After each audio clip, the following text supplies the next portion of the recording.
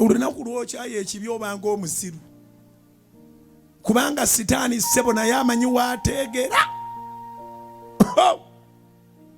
Sitaani tayinza kugamba nti emmere yiino ng'enjala tekuluma.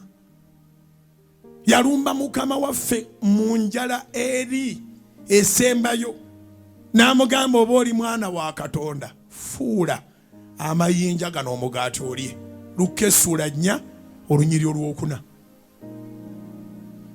Luka essula 4 olwokusatu n'olwokuna. Emugamba fuula amayinja omugaati olye ng'eddala enjala Yesu emuluma. Ate nga Yesu talina kyatasobola. N'ebbanga alikolamu omugaati. Yesu n'amugamba mukulu kyawandiikibwa kitya?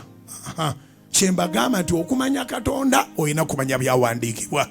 Mbaddiramu kye nabagambye ejjo. Mmwe mwenna abaagala okumanya Katonda naye ng'ozungira ku nsozi oli eyo ogamba Mukama yogerako nange. Abamu olina akabirako okwata akabirako n'omuntu n'akalaba nga kenyenya looza nti oli munoye Katonda kumbe onoonyeza mu butamanya. Bayibuli egamba nti abantu bange bazikiridde olw'okubulwa okumanya. Oli ku lusozi okutta akabiro okanyeenya. Bayibuli togimanyimu wadde ennyiriri 10. Ekigambo kya Katonda kyawandiikibwa. Lekerawo okunoonyanga mbu ayogere naawe.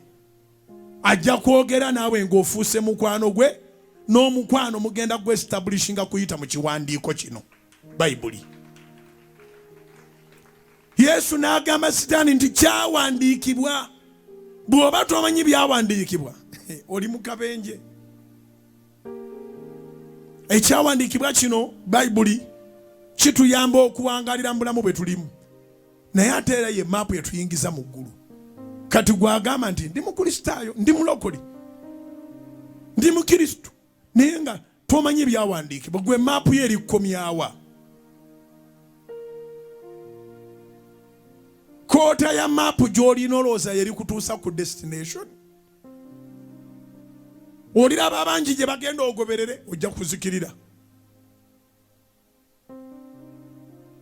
Manya ebyawandiikibwa. Yesu n'agaana n'agamba omutabeera mulamu na mmere yokka wabula na buli kigambo ekiva eri Katonda.